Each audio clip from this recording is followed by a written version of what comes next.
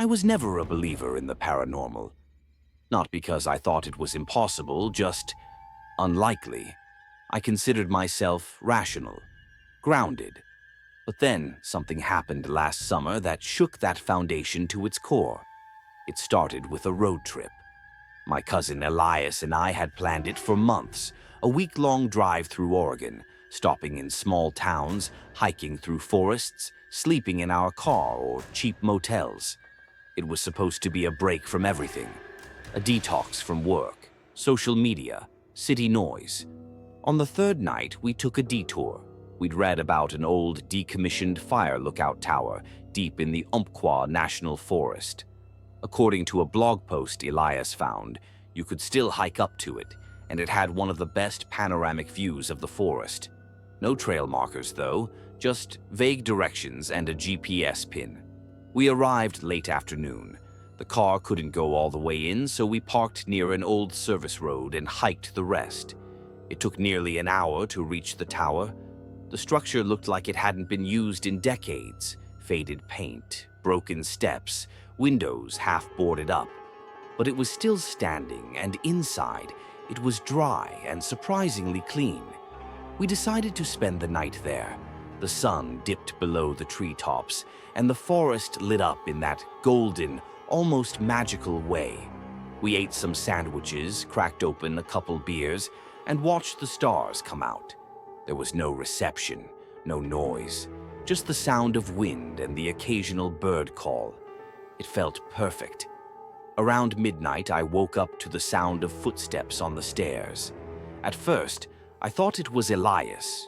Maybe he'd gone out to pee and was coming back in. But when I sat up, I saw him still lying in his sleeping bag, fast asleep. The footsteps continued, slow, deliberate, creaking up the old wooden steps just outside the door. I held my breath, thinking maybe it was an animal, a raccoon or something. But these weren't animal sounds.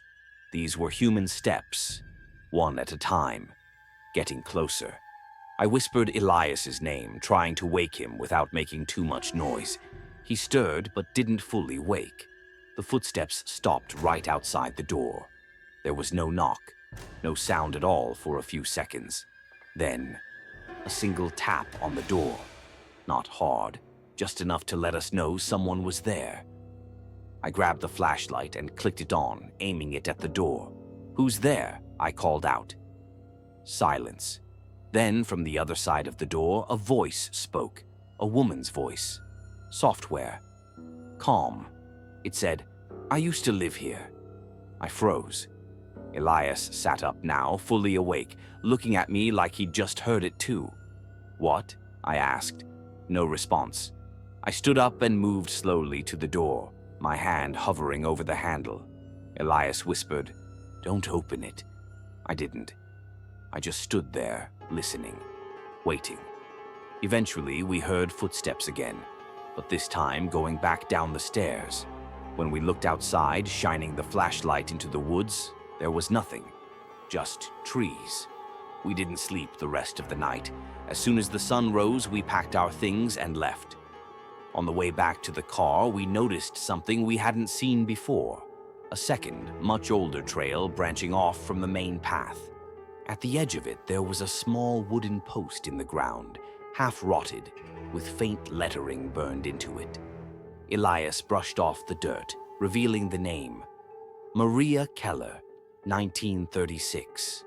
Later, when we got back to civilization, we looked it up. Maria Keller was a fire lookout stationed in that area in the 1930s. She went missing during a storm and was never found. The tower we'd slept in had been shut down shortly after. I still don't know what we encountered that night. A memory? A ghost? Something else entirely? But now, when people tell me they don't believe in the paranormal, I don't argue. I just say, "Me neither," and I leave it at that.